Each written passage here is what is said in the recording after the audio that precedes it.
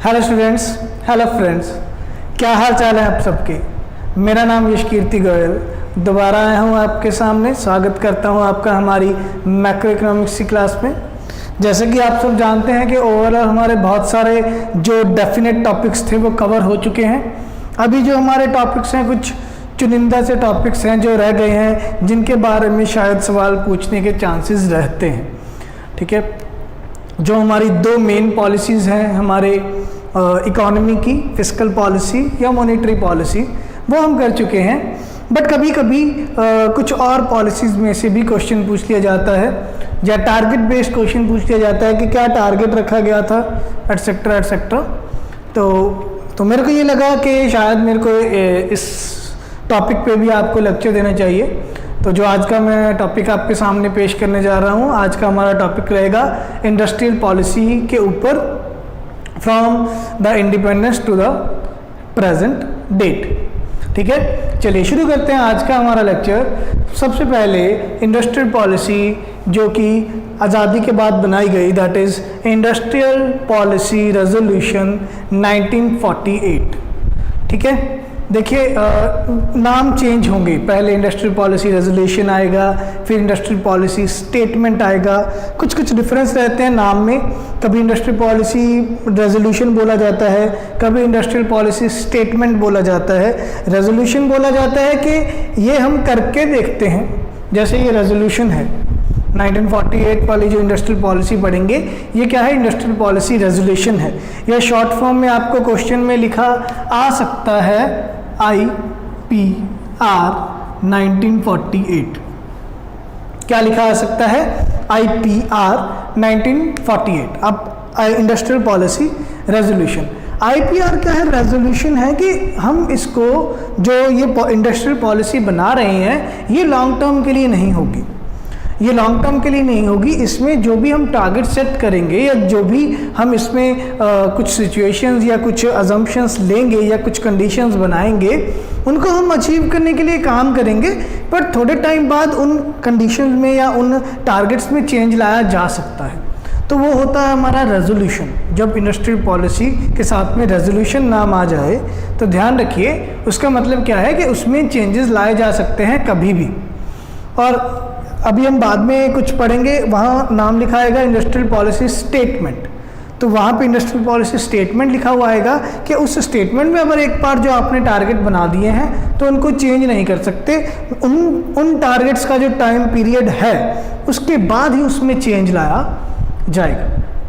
ठीक है, तो ये थोड़ा सा डिफरेंस था ताकि आपको नाम में कन्फ्यूजन ना हो कि कहीं पे सर इंडस्ट्रियल पॉलिसी रेजोल्यूशन बता रहे हैं, कहीं पे सर इंडस्ट्रियल पॉलिसी स्टेटमेंट बता रहे हैं। तो मैंने आपको पहले ही वो वीडियो में क्लियर कर दिया कि इंडस्ट्रियल पॉलिसी रेजोल्यूशन, अगर रेजोल्यूशन वर्ड लिखा है और अगर स्टेटमेंट वर्ड लिखा है तो दोनों में क्या डिफरेंस रहेगा। क्लियर? तो आइए सबसे पहले करते हैं हमारा इंडस्ट्रियल पॉलिसी रेजोल्यूशन 1948। ठीक है, इंडस्ट्रियल पॉलिसी रेजोल्यूशन मतलब आज़ादी के बाद या आज़ादी के तुरंत बाद जो इंडस्ट्रियल पॉलिसी, ठीक है, हिंदी में इसको बोलेंगे उद्योग नीति। उद्योग नीति तो इंडस्ट्री को डेवलप करने के लिए, उद्योगों को बढ़ाने के लिए क्या एक नीति, क्या एक पॉलिसी बनाई गई। ठीक है, पढ़ते हैं इसके बारे में। क्या रेजोल्यूशन लिया गया, सबसे पहले कहा गया India will be a mixed economy. क्या रेजोल्यूशन लिया गया, इंडिया एक मिक्स्ड इकोनॉमी होगा। हम सभी को मालूम है कि इकोनॉमी तीन तरह की होती है, कैपिटलिस्टिक इकोनॉमी। कैपिटलिस्टिक इकोनॉमी मतलब पूंजीवादी अर्थव्यवस्था, सोशलिस्टिक इकोनॉमी समाजवादी अर्थव्यवस्था, और मिक्स्ड इकोनॉमी मिश्रित अर्थव्यवस्था। तो जब इंडिया आज़ाद हुआ तो हमारे प्रधानमंत्री जवाहरलाल नेहरू जी ने ये रेजोल्यूशन लिया कि इंडिया जो है एक वो मिक्स्ड इकोनॉमी होगा। और क्योंकि इंडिया एक सेमी फेडरल स्टेट है, इंडिया एक सेमी फेडरल स्टेट है जिसमें सेंट्रल गवर्नमेंट का ज़्यादा कंट्रोल है, सेंट्रल गवर्नमेंट के पास ज़्यादा पावर्स हैं और स्टेट्स में थोड़ी थोड़ी पावर्स बांटी हुई हैं और स्टेट्स पे भी सेंट्रल गवर्नमेंट ही कंट्रोल करेगी। तो ऐसी इकोनॉमी में कहते हैं मिक्स्ड इकोनॉमी होना ज़रूरी है। सेंट्रल गवर्नमेंट की भी इंडस्ट्री होगी, स्टेट गवर्नमेंट भी इंडस्ट्री में पैसा लगाएगी, प्राइवेट लोग भी पैसा लगाएंगे इंडस्ट्री में।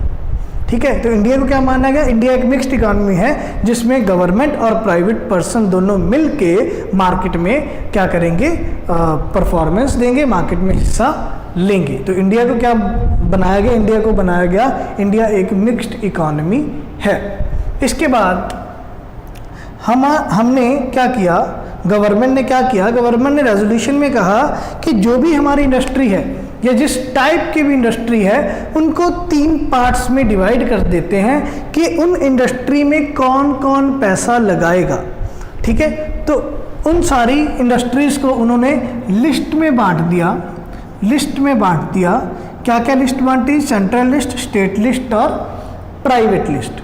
3 लिस्ट में बांट दिया उन्होंने इंडस्ट्रीज को, सेंट्रल लिस्ट, स्टेट लिस्ट और प्राइवेट लिस्ट। ठीक है, सेंट्रल लिस्ट वो वाली लिस्ट जिसमें सेंट्रल गवर्नमेंट ही कैपिटल लगाएगी, सेंट्रल गवर्नमेंट के अलावा ना स्टेट गवर्नमेंट ना प्राइवेट पर्सन उस इंडस्ट्री में पैसा लगा सकता है।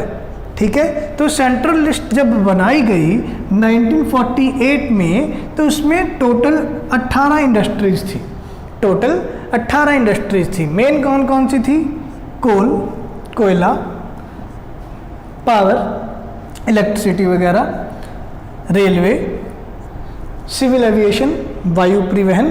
तो ये मेन इंडस्ट्रीज थी, टोटल थी 18, जिसमें सिर्फ सेंट्रल गवर्नमेंट ही अपना प्लांट, अपनी फैक्ट्री, अपना कारोबार चला सकती है, ना स्टेट गवर्नमेंट ना प्राइवेट पर्सन पैसा नहीं लगाएगा। ठीक है, इसके बाद स्टेट लिस्ट, स्टेट लिस्ट में वो इंडस्ट्रीज आएंगी जिसमें सिर्फ और सिर्फ स्टेट गवर्नमेंट, जिसमें सिर्फ और सिर्फ राज्य सरकार ही पैसा लगाएगी।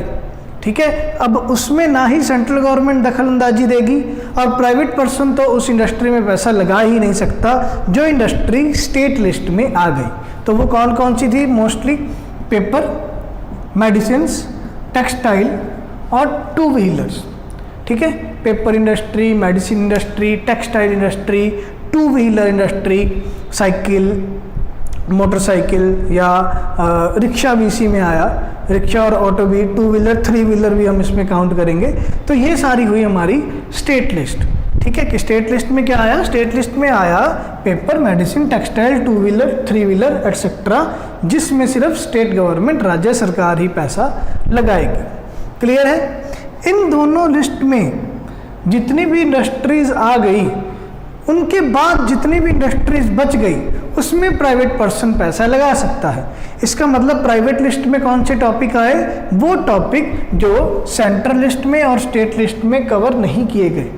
जो टॉपिक सेंट्रल लिस्ट में और स्टेट लिस्ट में कवर नहीं किए गए हैं वो टॉपिक कहाँ आए, वो टॉपिक आए प्राइवेट लिस्ट में। मतलब उन टॉपिक्स में, उन इंडस्ट्रीज़ में प्राइवेट पर्सन पैसा लगा सकता है। सेंट्रल लिस्ट और स्टेट लिस्ट में जो टॉपिक नहीं आए, बाकी जो बच जाएंगे, rest all are private sector industries, बाकी सब में प्राइवेट सेक्टर अपना पैसा, अपना कारोबार चला सकता है। ठीक है, अब जो इंडस्ट्रियल पॉलिसी रेजोल्यूशन लिया गया 1948 में, उसको रखा गया 10 ईयर रिव्यू पीरियड के लिए।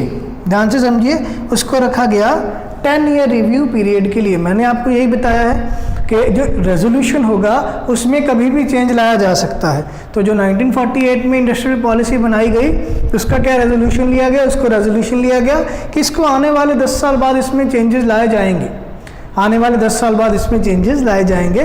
तो 10 साल के लिए इसको रिव्यू पीरियड पे रखा गया। ठीक है, तो ये हमारी आज़ाद भारत की पहली उद्योग नीति, पहली industrial policy, that is IPR 1948। ठीक है, आशा करता हूँ ये आपको अच्छे से समझ लगा होगा। इसके बाद second industrial policy that is IPR 1956। IPR 1956 industrial policy resolution 1956। अब इसमें क्या किया गया, इसमें काफ़ी सारे चेंजेस लाए गए, बहुत सारे चेंजेस लाए गए। जैसे कि सबसे पहले रिजर्वेशन ऑफ इंडस्ट्रीज़ में चेंज आया, रिजर्वेशन ऑफ इंडस्ट्रीज़ में चेंज आया। क्या चेंज आया, उन्होंने अब लिस्ट को जो 1948 में हमने किया था सेंट्रल लिस्ट, स्टेट लिस्ट और प्राइवेट लिस्ट, उन्होंने उसको लिस्ट को बदल के नाम दे दिया शेड्यूल का, शेड्यूल ए, शेड्यूल बी, शेड्यूल सी का। ठीक है। हाँ, एक और बात, ये जो 10 ईयर के लिए रिव्यू रखा गया था कि 1948 में पॉलिसी बनी और रिव्यू रखा गया था इसके 10 साल बाद के, मतलब इसके 10 साल बाद 1958 में बननी चाहिए थी पॉलिसी, पर 8 साल में ही गवर्नमेंट को ऐसे लगा कि ये जो हमारी इंडस्ट्रियल पॉलिसी बनाई है इससे ज़्यादा ग्रोथ नहीं हो रही है, उद्योगों में ज़्यादा बढ़ोतरी नहीं हो रही है, इंडस्ट्री ग्रो नहीं कर रही है, इसलिए उन्होंने ये 10 साल का टाइम पीरियड पहले 2 साल पहले ही कंप्लीट होने से 2 साल पहले ही 1956 में ही उन्होंने नई इंडस्ट्रियल पॉलिसी बना दी, तो वो इंडस्ट्रियल पॉलिसी रेजोल्यूशन 1956 बन गया। ठीक है। तो हाँ, कंटिन्यू करते हैं। हम ये बात कर रहे थे कि लिस्ट को शेड्यूल का नाम दे दिया गया, शेड्यूल ए, शेड्यूल बी, शेड्यूल सी। तो जो शेड्यूल ए है वो सेंट्रल लिस्ट हो गई, सेंट्रल गवर्नमेंट के अंडर सारी इंडस्ट्रीज आ गई, तो वो कितनी हो गई 1956 में? 18 से कम होकर 17 हो गई, 18 से कम होके 17 हो गई।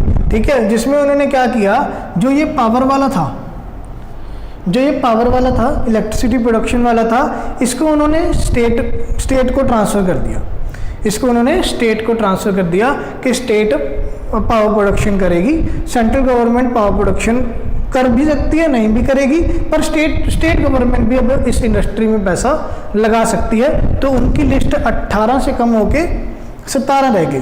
ठीक है। और जवाहरलाल नेहरू जी ने, जो हमारे उस टाइम पे प्रधानमंत्री थे, उन्होंने क्या स्टेटमेंट दिया? उन्होंने स्टेटमेंट दिया कि जो अब कंपनीज हैं, सरकारी कंपनियां बननी शुरू की जाएं, और उनको बोला गया PSU, उन्होंने कहा कि सरकारी कंपनियां बननी चाहिए और उनको बोला जाएगा PSU, पब्लिक सेक्टर अंडरटेकिंग्स। क्या बोला जाएगा? Public sector undertakings. तो ये एक डिपार्टमेंटल फॉर्म में होंगी, डिपार्टमेंट की फॉर्म में होंगी कि जैसे एक डिपार्टमेंट वर्क करता है वैसे पब्लिक सेक्टर अंडरटेकिंग्स काम करेंगी। एक मिनिस्टर होगा जो इन अंडरटेकिंग्स को संभालेगा, उसके नीचे ब्यूरोक्रेट्स होंगे, ब्यूरोक्रेट्स के नीचे ऑफिसर्स होंगे, ऑफिसर्स के नीचे क्लरिकल स्टाफ होगा जो इन पब्लिक सेक्टर अंडरटेकिंग्स को संभालेगा। ठीक है। तो ये इंडस्ट्रियल पॉलिसी रेजोल्यूशन 1956 में ही बोला गया। तो पंडित नेहरू जी ने क्या कहा? पब्लिक सेक्टर अंडरटेकिंग्स को क्या नाम दिया, क्या कह के पुकारा? उन्होंने कहा ये है टेम्पल ऑफ मॉडर्न इंडिया, आधुनिक भारत के मंदिर के रूप में काम करेंगे कि ये आधुनिक भारत को आगे लेके जाएंगे, आधुनिक भारत की बढ़ोतरी में ये काम करेंगे। ठीक है। Then schedule B, schedule B किसके लिए रखा गया? शेड्यूल बी स्टेट्स के लिए रखा गया, और स्टेट्स की गिनती थी, कितनी इंडस्ट्री स्टेट में आई? 12 इंडस्ट्री स्टेट में आई है। ठीक है। और शेड्यूल सी, इन 17 और 12, ये 29 के अलावा जो भी बच गया वो जाएगा प्राइवेट सेक्टर के पास।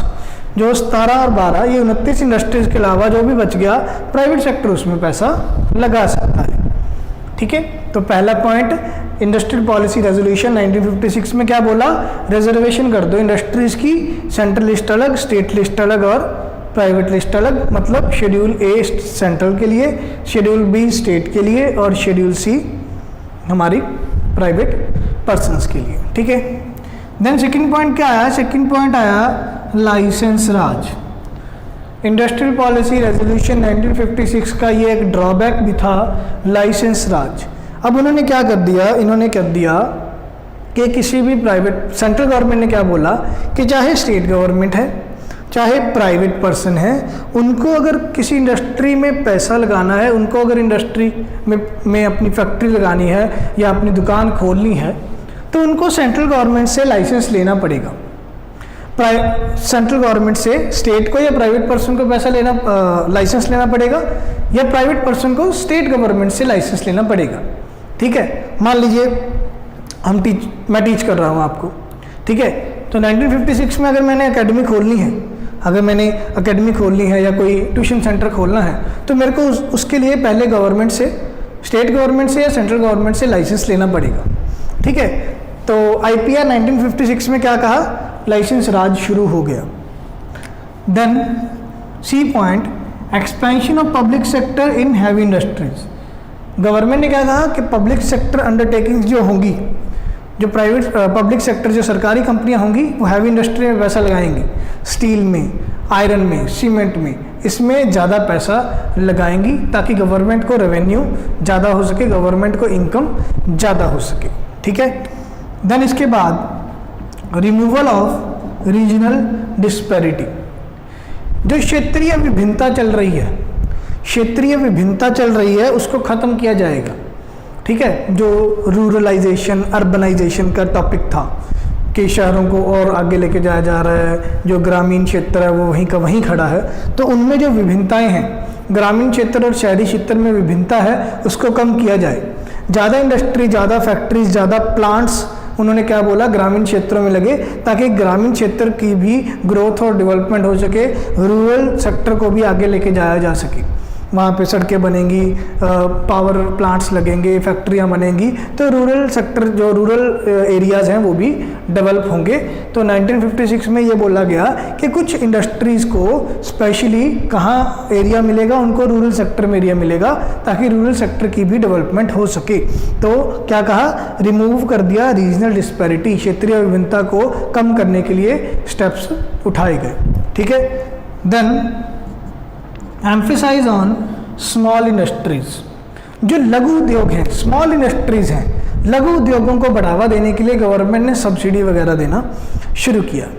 लघु उद्योगों को ज़्यादा बढ़ावा देने के लिए प्राइवेट सेक्टर जो पर्सन्स हैं वो लघु उद्योगों में पैसा लगाएं, और लघु उद्योगों को बढ़ावा देने के लिए गवर्नमेंट ने सब्सिडी वगैरह देनी शुरू की।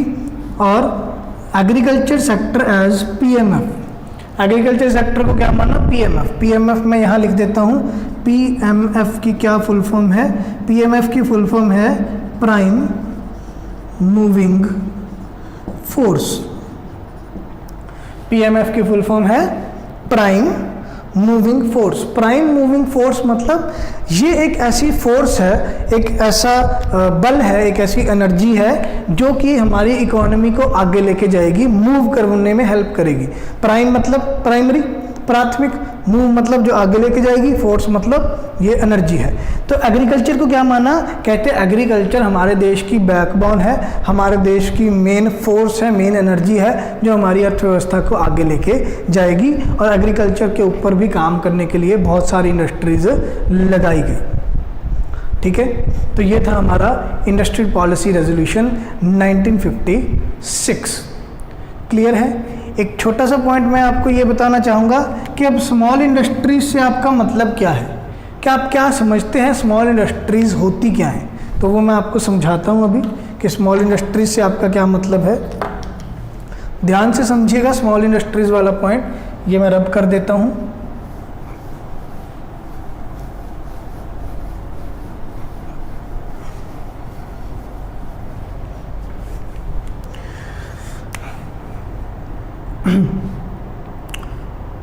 सेक्टर,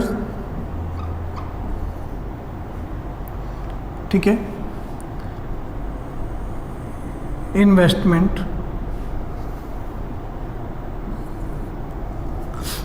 मैन्युफैक्चरिंग और सर्विस,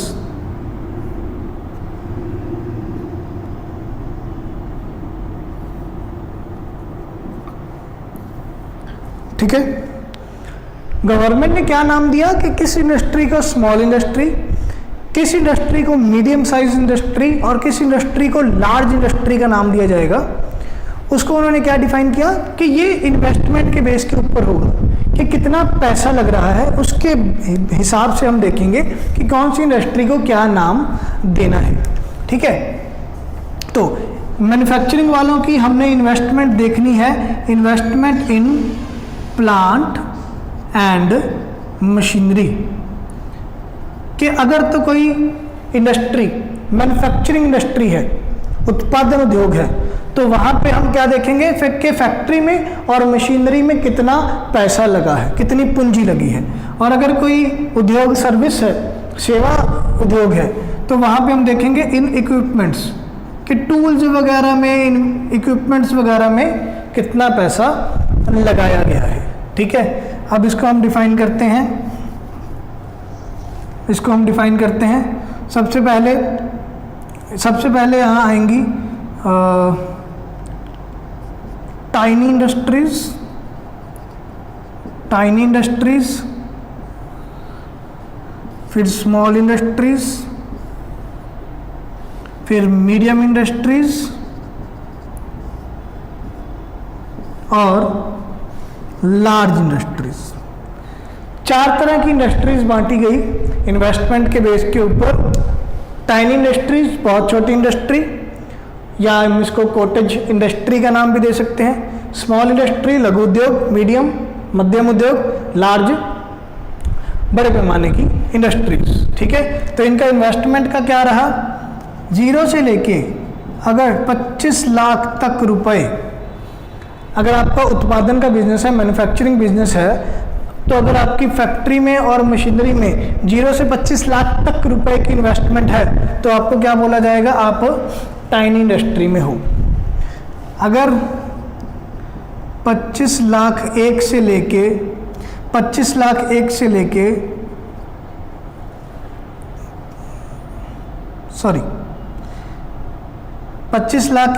लेके 5 करोड़ तक की अगर आपकी इन्वेस्टमेंट है, अगर 25 लाख एक से लेके 5 करोड़ तक की आपकी इन्वेस्टमेंट है,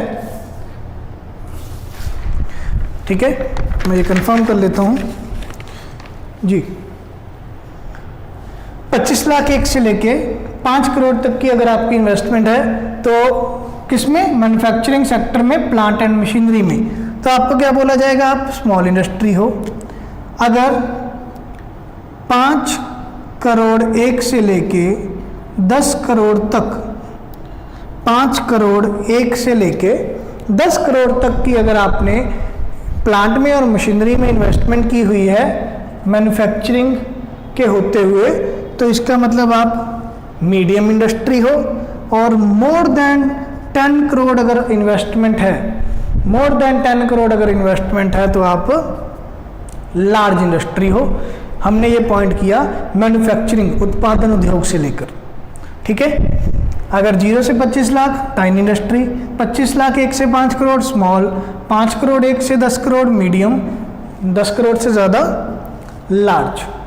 ठीक है, सर्विस में, सर्विस सेक्टर है अगर आपका, सेवा उद्योग है, तो आपका इक्विपमेंट्स में इन्वेस्टमेंट देखी जाएगी कि आपने इक्विपमेंट्स में कितना पैसा लगा रखा है, कितनी पूंजी लगा रखी है। ठीक है, तो इक्विपमेंट्स में हम क्या देखेंगे, अगर 0 से लेके 10 लाख तक, अगर 0 से लेके 10 लाख तक आपने रुपए लगा रखे हैं तो आपको क्या बोला जाएगा, टाइनी इंडस्ट्री। सर्विस सेक्टर की बात कर रहा हूं मैं। अगर इक्विपमेंट्स में आपने 0 से लेके 10 लाख तक रुपए लगा रखे हैं तो आपको बोला जाएगा टाइनी इंडस्ट्री। 10 लाख एक से लेकर अगर 2 करोड़ रुपए लगा रखे हैं सर्विस में तो आपको बोला जाएगा स्मॉल इंडस्ट्री। ठीक है, 2 करोड़ एक से लेकर अगर 5 करोड़ तक रुपए लगा रखे हैं तो बोला जाएगा मीडियम इंडस्ट्री। और 5 करोड़ से ज़्यादा अगर आपने रुपए लगा रखे हैं, 5 करोड़ से ज़्यादा अगर आपने रुपए लगा रखे हैं तो आपको बोला जाएगा लार्ज इंडस्ट्री। ठीक है, एक बार दोबारा मैं रिपीट कर देता हूँ। अगर आपका मैन्युफैक्चरिंग का बिजनेस है और अगर आपने प्लांट में, प्लांट मतलब फैक्ट्री में और मशीनरी में अगर आपने इन्वेस्टमेंट की हुई है, अगर 0 से लेकर 25 लाख तक रुपए लगाए हुए हैं तो आपको बोला जाएगा टाइनी इंडस्ट्री, छोटी इंडस्ट्री। 25 लाख एक से लेके 5 करोड़ रुपए लगा रखे हैं तो स्मॉल इंडस्ट्री, लघु उद्योग। 5 करोड़ एक से लेके 10 करोड़ रुपए लगा रखे हैं तो मीडियम, 10 करोड़ से ज़्यादा लार्ज। ठीक है, 0 से लेके अगर 10 लाख रुपए लगा रखे हैं और अगर आप सर्विस सेक्टर हो और इक्विपमेंट्स में कितना पैसा लगा रखा है 0 से लेके 10 लाख तो टाइनी इंडस्ट्री। 10 लाख एक से लेके 2 करोड़ स्मॉल इंडस्ट्री, 2 करोड़ एक से लेके 5 करोड़ मीडियम इंडस्ट्री और 5 करोड़ से ज़्यादा लार्ज इंडस्ट्री। ठीक है, तो ये हमारी डेफिनेशन हो गई।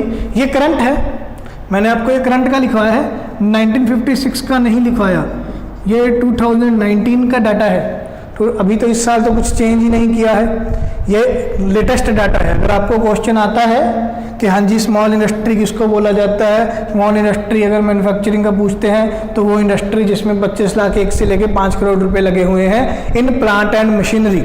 ये प्लांट एंड मशीनरी जरूरी है, क्वेश्चन में कभी कभी ये पूछा जाता है कि स्मॉल इंडस्ट्री में अगर 25 लाख 1 से लेके 5 करोड़ रुपए लगे हुए हैं तो वो किस में इन्वेस्टमेंट होनी चाहिए, किस चीज़ में, प्लांट एंड मशीनरी में। ठीक है, तो ये करंट डाटा मैंने आपको लिखवाया है 2019 का, ये 1956 वाला नहीं लिखवाया क्योंकि ऑब्वियस सी बात है उसको लिखने का कोई फ़ायदा नहीं है क्योंकि वो क्वेश्चन में पूछा जाएगा नहीं। मैंने आपको ये करंट डाटा ही लिखवाया है। ठीक है, तो ये हमारा डाटा हो गया स्मॉल इंडस्ट्री से रिलेटेड, क्योंकि हम इसमें एक पॉइंट आ गया था, हमारी IPR 1956 में एक पॉइंट आ गया था कि स्मॉल इंडस्ट्री को बढ़ावा दिया गया, तो मेरे को ये ज़रूरी था समझाना कि स्मॉल इंडस्ट्री क्या होगी। ठीक है, तो हमने IPR 1948 किया, इंडस्ट्री पॉलिसी रेजोल्यूशन 1948 किया और हमने इंडस्ट्री पॉलिसी रेजोल्यूशन 1956 किया। ठीक है, आगे का लेक्चर अभी हम कंटिन्यू करेंगे।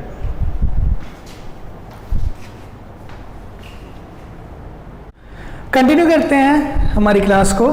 हमने IPR 1948 किया, IPR 1956 किया, अभी हम करेंगे IPS 1969। अब आ गया है industrial policy statement, industrial policy statement कि अब इसमें जो भी कंडीशंस या जो भी टारगेट सेट किए गए हैं उनको चेंज नहीं किया जा सकता, और चेंज करना है तो बहुत ज़्यादा उसकी एक कॉन्स्टिट्यूशनल प्रोसेस होगा। ठीक है, एक संवैधानिक प्रोसेस होगा, एक पार्लियामेंट्री प्रोसेस होगा, तब जाके उसको चेंज किया जाएगा। चलो वो हमारा इशू नहीं है क्योंकि ना ही वो हमें क्वेश्चन में पूछा जाएगा। तो इंडस्ट्रियल पॉलिसी स्टेटमेंट 1969, इसमें सबसे पहले क्या बोला गया, exploitation of resources for the development of all. ठीक है, कहते चाहे central list, state list, private list अलग अलग बना दी गई है, फिर भी गवर्नमेंट की क्या जिम्मेवारी है, गवर्नमेंट की जिम्मेवारी है कि गवर्नमेंट सारे रिसोर्सेज को एक्सप्लॉयट, अब यहाँ पे एक्सप्लॉयट का मतलब नेगेटिव नहीं है, ये पॉजिटिव यहाँ पे मीनिंग है एक्सप्लॉयटेशन का, कि गवर्नमेंट रिसोर्सेज का इस तरीके से इस्तेमाल करेगी और लोगों में इस तरीके से रिसोर्सेज को डिस्ट्रीब्यूट करेगी कि सभी की डेवलपमेंट करवाई जा सके, कि गवर्नमेंट संसाधनों का, रिसोर्सेज का इस्तेमाल और डिस्ट्रीब्यूशन इस तरीके से करेगी कि सभी को उससे फायदा हो, सभी की डेवलपमेंट हो। ठीक है, second, price control of the goods produced by licensed industries, licensed industries. ठीक है, 1956 में हमने देखा कि लाइसेंसिंग राज शुरू किया गया, है ना, लाइसेंसिंग राज शुरू किया गया कि अगर प्राइवेट कंपनियों ने, प्राइवेट पर्सन्स ने कोई अपनी इंडस्ट्री ओपन करनी है, अपना प्रोडक्शन ओपन करना है, तो उनको गवर्नमेंट से लाइसेंस लेना पड़ेगा। तो जो जिनको लाइसेंस लेना पड़ेगा उनको क्या बोला गया, लाइसेंस्ड इंडस्ट्रीज। अब जो लाइसेंस्ड इंडस्ट्रीज हैं उनके प्राइस के ऊपर कंट्रोल किया गया जो भी वो गुड्स बनाएंगे, क्योंकि क्या होता है, अब देखिए लाइसेंस लेना पड़ेगा तो कॉस्ट में बढ़ोतरी आएगी। ठीक है, कहाँ मुझे लाइसेंस लेने की जरूरत नहीं है, मुझे कोर्ट कचहरी के चक्कर काटने की जरूरत नहीं है, मेरे को सीधा ही प्रोडक्शन करने की परमिशन मिल गई, तो जो भी सरकारी फीस आनी थी, रजिस्ट्रेशन फीस आनी थी, लाइसेंस फीस आनी थी, वो मुझे नहीं, मेरे सिर पे पड़ी। अगर कहाँ मुझे लाइसेंस फीस देनी पड़े, रजिस्ट्रेशन फीस देनी पड़े, कोर्ट कचहरी के चक्कर काटने पड़े, तो वो जितना भी एक्सपेंडिचर होगा, वो जितना भी एक एक्सपेंडिचर होगा वो व्यापारी किस में से निकालेगा, वो व्यापारी अपने जनता से निकालेगा, तो वो अपनी कॉस्ट महंगी कर देगा, अपने गुड्स का प्राइस महंगा कर देगा। तो उनके गुड्स के प्राइस पे भी गवर्नमेंट ने कंट्रोल करना शुरू किया कि जो लाइसेंस्ड इंडस्ट्रीज हैं वो जो भी प्रोडक्ट बनाएंगे उनके प्रोडक्ट का रेट जो है उसके ऊपर प्राइस कंट्रोल पॉलिसी सेट की गई गवर्नमेंट के द्वारा। Clear? Then MRTP act pass किया गया, MRTP एक्ट पास किया गया। ध्यान से समझिए MRTP क्या है, monopolistic and restrictive trade practices act. ठीक है, मैं दोबारा बोल देता हूं, अगर ये विजिबल नहीं है प्रॉपर तो मैं बोल देता हूं। एम से मोनोपोलिस्टिक, एम से मोनोपोलिस्टिक एंड आर से रिस्ट्रिक्टिव, रिस्ट्रिक्टिव, टी से ट्रेड, पी से practices. Monopolistic and restrictive trade practices act बनाया गया, पास किया गया। कब पास किया गया? 1969 में। ठीक है, जैसा कि आपको याद हो माइक्रो इकोनॉमिक्स की क्लासेस में हमने पढ़ा था कि टाइप्स ऑफ कंपटीशन होते हैं, बाजारी मुकाबले होते हैं, उसमें से एक था मोनोपोलिस्टिक कंपटीशन। तो मोनोपोलिस्टिक कंपटीशन में कौन थे? जो सेम तरह की चीज़ें बना रहे हैं और उनमें थोड़ा थोड़ा उनके प्रोडक्ट में डिफ्रेंसिएशन है, उनकी प्रोडक्ट की क्वालिटी में, फीचर में डिफ्रेंसिएशन है, उनके प्रोडक्ट्स का इस्तेमाल सेम है, तो वो मोनोपोलिस्टिक कंपटीशन में आए थे। अब मोनोपोलिस्टिक कंपटीशन में आ रहे लोग और जो मोनोपोलिस्टिक में आ रहे हैं और उनको रिस्ट्रिक्टिव ट्रेड प्रैक्टिसेस, अब कुछ ट्रेड प्रैक्टिसेस को रिस्ट्रिक्ट किया गया है, उन पे रोकथाम लगाई गई है, जैसे कि एमआरपी से ज़्यादा चार्ज नहीं करना है। ठीक है, कोई भी व्यापारी, कोई भी रिटेलर, कोई भी होलसेलर एमआरपी से ज़्यादा रेट पे कोई माल नहीं बेच सकता किसी ग्राहक को, किसी कस्टमर को। तो वो जैसे कि वो एक रेस्ट्रिक्टिव ट्रेड प्रैक्टिसेस है। इसके ऊपर मोनोपोलिस्टिक कंपटीशन वाले लोगों को कंट्रोल करने के लिए, मोनोपोलिस्टिक कंपटीशन में जो भी इंडस्ट्रीज आ रही हैं उनको कंट्रोल करने के लिए, और जो भी रेस्ट्रिक्टिव ट्रेड प्रैक्टिसेस हैं उनको कंट्रोल करने के लिए MRTP एक्ट बनाया गया। MRTP एक्ट बनाया गया और इसमें कौन कौन सी इंडस्ट्रीज आई, कौन कौन सी इंडस्ट्रीज आई जिसमें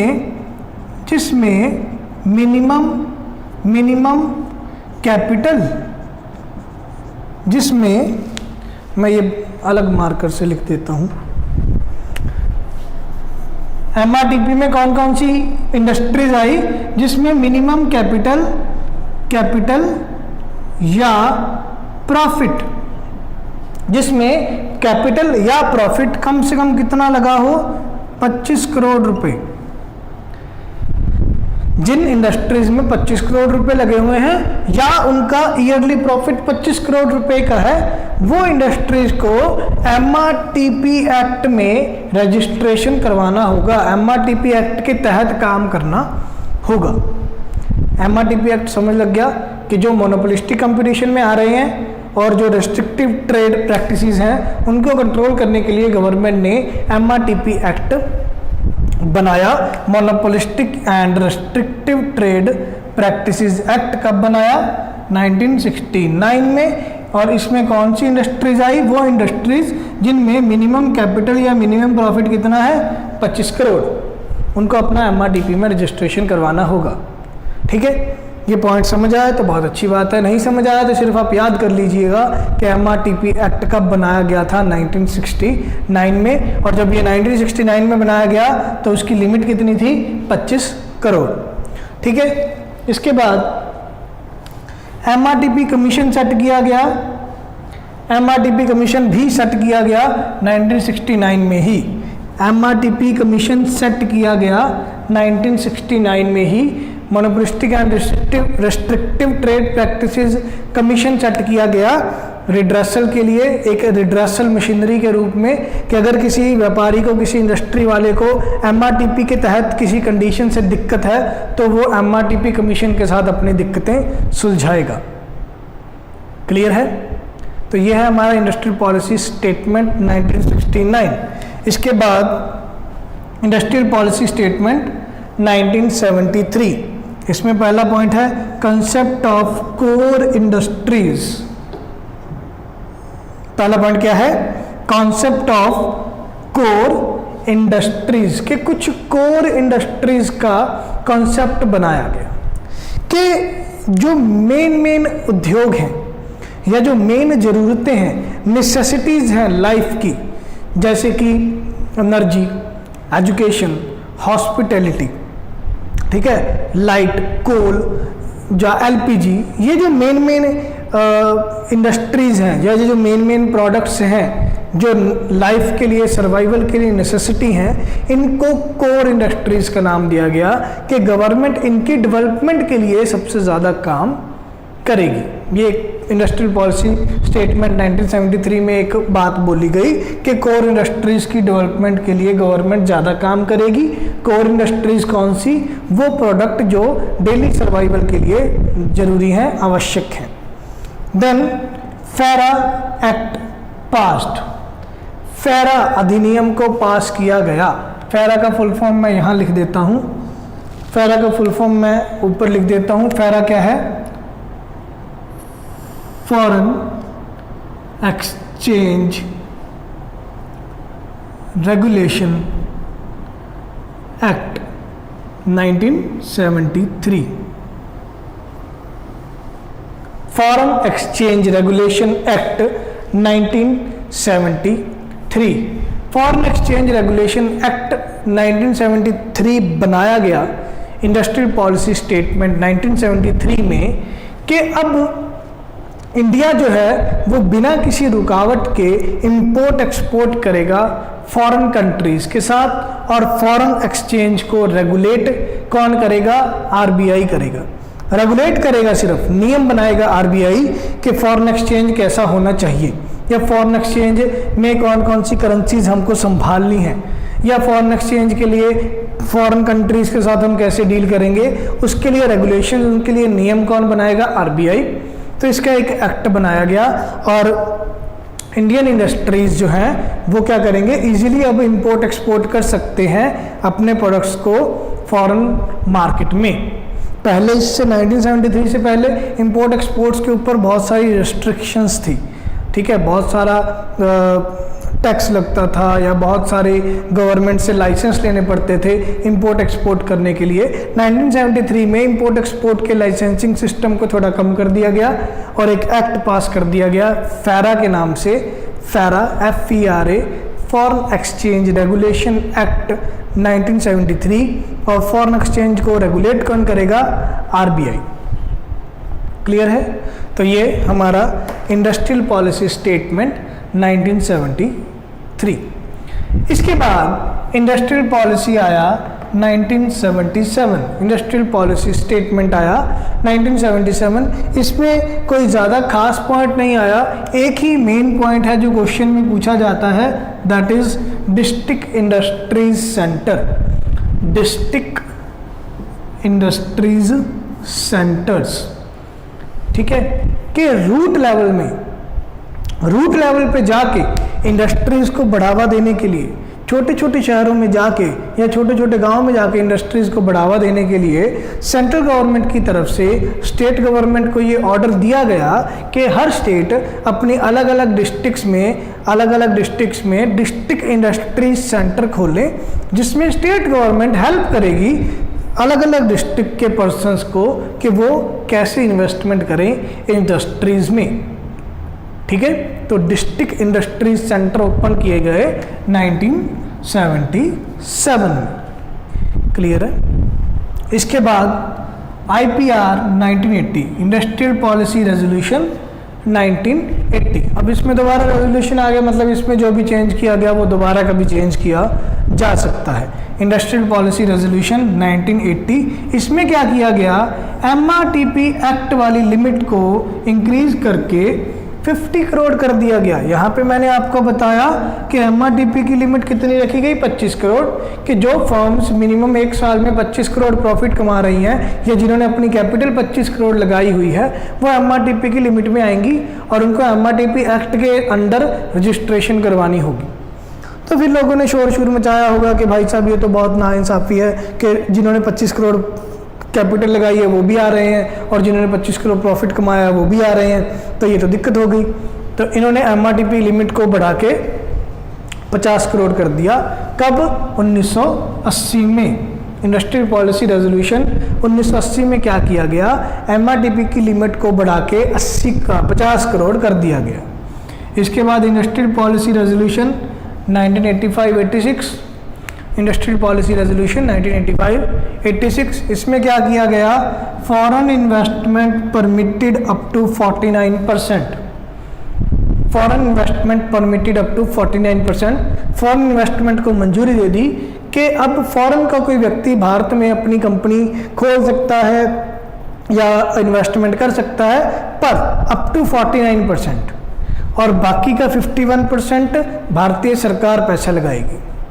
ठीक है, मान लीजिए कोई टेलीकॉम कंपनी आनी है, मान लीजिए वोडाफोन है, वोडाफोन इंग्लैंड की कंपनी है, ठीक है, ब्रिटेन की कंपनी है, तो वोडाफोन वालों ने क्या किया, वोडाफोन ने इंडिया में इन्वेस्टमेंट करना है, तो वो कितना इन्वेस्टमेंट कर सकते हैं, मैक्सिमम 49%, बाकी 51% पैसा गवर्नमेंट लगाएगी।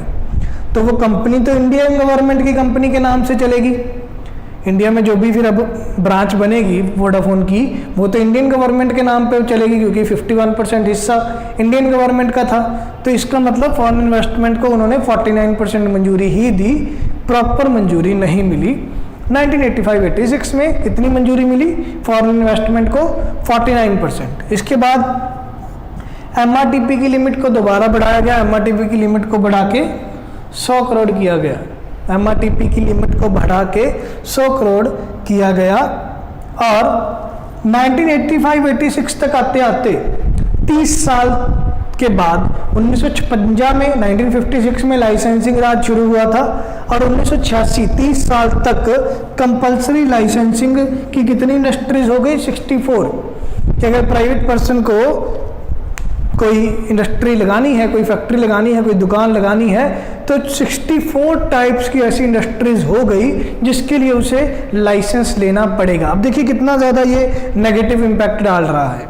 ठीक है, मान लीजिए मेरे पास ज्ञान है, मेरे पास नॉलेज है, मैं नॉलेज को बांटना चाहता हूँ, मेरे पास पैसा भी है, मैंने एकेडमी भी खोल ली और मैंने उसमें पैसा भी लगा दिया, सारा सेटअप कर लिया, पर गवर्नमेंट मुझे परमिशन नहीं दे रही कि मैं वहाँ पे क्लासेस लगा सकूँ, तो जो पैसा लगाया वो भी मिट्टी और मेरी नॉलेज वो भी मिट्टी, क्योंकि मैं नॉलेज बांट नहीं सकता। ठीक है, और नॉलेज के बदले में मैं पैसा कमा नहीं सकता, तो पैसा लगाया हुआ भी मिट्टी, ना ही पैसा मैं कमा सकता हूँ, बेरोजगारी भी बढ़ रही है, और जो इन्वेस्टमेंट किया वो भी बेकार, तो वो इन्वेस्टमेंट वाला पैसा भी खराब हो रहा है। तो लाइसेंसिंग वाला पॉइंट बहुत गलत था। अब ऑब्वियस सी बात है, अब हो सकता है लाइसेंस मुझे ना मिले, हो सकता है 6 महीने लाइसेंस ना मिले, 1 साल लाइसेंस ना मिले, 10 साल लाइसेंस ना मिले, लाइसेंस के लिए लटकना पड़ेगा। अब जब लाइसेंस के लिए ज़्यादा लटकना पड़ेगा तो उससे एक और बीमारी पैदा हो गई, करप्शन की। ठीक है, अगर मुझे लगता है कि मेरे को लाइसेंस जल्दी चाहिए तो मैं थोड़ी सी रिश्वत दूंगा, लाइसेंस जल्दी निकलवा लूँगा कि चलो जी 6 महीने छड्डो सर, मेरे को 1-2 महीने में लाइसेंस दे दो, जो भी आपको लेना है अंडर द टेबल लेके रफा दफा करो, लाइसेंस मुझे जल्दी दो। तो लाइसेंसिंग राज के कारण एक और ड्रॉबैक पैदा हो गया, करप्शन का, ब्यूरोक्रेसी का। ठीक है, इसीलिए जो हमने LPG पॉलिसी की थी, न्यू इकोनॉमिक पॉलिसी, अभी भी दोबारा हम करेंगे, तो न्यू इकोनॉमिक पॉलिसी 1991 में लिबरलाइजेशन के तहत लाइसेंसिंग राज को ख़त्म किया गया, क्योंकि करप्शन को कम किया जा सके। ठीक है, तो ये था हमारा इंडस्ट्रियल पॉलिसी रेजोल्यूशन 1985-1986। ठीक है, हमने कौन क्या क्या चीज़ की, इंडस्ट्रियल पॉलिसी स्टेटमेंट 1969 किया, उसमें अलग अलग पॉइंट, मेन पॉइंट क्या है, MRTP एक्ट बना। फिर इंडस्ट्रियल पॉलिसी स्टेटमेंट 1973 किया, इसमें फॉरेन एक्सचेंज रेगुलेशन एक्ट बना। ठीक है, इंडस्ट्रियल पॉलिसी स्टेटमेंट 1977 किया, डिस्ट्रिक्ट इंडस्ट्री सेंटर खोले गए। इंडस्ट्रियल पॉलिसी रेजोल्यूशन 1980 किया, इसमें MRTP लिमिट को बढ़ा के 50 करोड़ किया गया। इंडस्ट्रियल पॉलिसी रेजोल्यूशन 1985-86 किया, इसमें फॉरेन इन्वेस्टमेंट को बढ़ा के 49% कर दिया गया, MRTP लिमिट को बढ़ा के 100 करोड़ कर दिया गया, और कंपल्सरी लाइसेंसिंग वाली 64 टाइप की इंडस्ट्री हो गई 1956 से लेकर 1930 तक। ठीक है, अब मैं एक आपको छोटी सी कहानी बताना चाहूँगा। आपने पॉलिटी में पढ़ा होगा कि जो हमारा 42nd अमेंडमेंट एक्ट था, कॉन्स्टिट्यूशन का 42वां संशोधन था 1976 वाला, जिसमें हमने सोशलिज्म या सोशलिस्टिक स्टेट मानना भारत को। ठीक है, यह मैं आपको बता देता हूँ। 1976 में संविधान को 42वीं बार संशोधित किया गया, और समाजवादी या सोशलिस्टिक स्टेट माना गया भारत को। ठीक है, सोशलिस्टिक स्टेट माना गया भारत को। और उसके बाद 1976 के बाद सोशलिस्टिक, अब हमने क्या पढ़ा है, सोशलिस्टिक इकोनॉमी क्या होगी, हमने क्या पढ़ा, सोशलिस्टिक इकोनॉमी क्या होगी, सोशलिस्टिक इकोनॉमी वो होगी जिसमें सिर्फ क्या होगा, सारी ही रिसोर्सेज गवर्नमेंट के अंडर होंगे और फॉरेन के साथ कोई लेना देना नहीं होगा, फॉरेन के साथ इंपोर्ट एक्सपोर्ट नहीं करेंगे। ठीक है, अब जब 1976 में भारत को सोशलिस्टिक इकोनॉमी, सोशलिस्टिक स्टेट बनाया गया, तब भारत में सेंट्रल गवर्नमेंट के अंदर तो रिसोर्सेज थे, पर स्टेट गवर्नमेंट भी इंडस्ट्री खोल सकती थी, प्राइवेट पर्सन भी इंडस्ट्री खोल सकता है, प्लस फॉरेन के साथ इंपोर्ट एक्सपोर्ट भी हो रहा था, क्योंकि 1973 में फेरा बन गया, तो फेरा के अकॉर्डिंग इंपोर्ट एक्सपोर्ट को थोड़ी ज़्यादा लूजन अप कर दिया गया, इंपोर्ट एक्सपोर्ट की रेस्ट्रिक्शंस को कम कर दिया गया। ठीक है, तब हमारे प्रधानमंत्री जी थे श्रीमती इंदिरा गांधी, तो इंदिरा गांधी से पूछा गया कि मैम ये किस तरह का सोशलिज्म है, ये किस तरह की सोशलिस्टिक इकोनॉमी है जिसमें प्राइवेट पर्सन भी पैसा लगा सकता है और इंपोर्ट एक्सपोर्ट भी इजीली हो सकता है। तो उन्होंने एक स्टेटमेंट दे दिया कि India has its on kind of socialism. उन्होंने सारे वर्ल्ड लेवल पे सोशलिज्म के जो कार्ल मार्क्स जिन्हें ये सिद्धांत दिया सोशलिज्म का, कम्युनिज्म का, उन्होंने ये सारा सिद्धांत ही उखाड़ दिया और उन्हें अपना एक नया सिद्धांत बना दिया कि ये भारत के तरीके का अपना एक सोशलिज्म है, ये भारतीय समाजवाद है जिसमें प्राइवेट पर्सन भी काम कर सकते हैं और फॉरेन के साथ इंपोर्ट एक्सपोर्ट भी होगा। तो ये थोड़ा कॉन्ट्राडिक्टरी था उस टाइम पे, पर चलो 1991 में पूरा ही मिक्स्ड इकोनॉमी दोबारा बना दिया गया था। तो अभी हम करेंगे हमारी न्यू इकोनॉमिक पॉलिसी या एलपीजी पॉलिसी 1991-1991 वाली। ठीक है।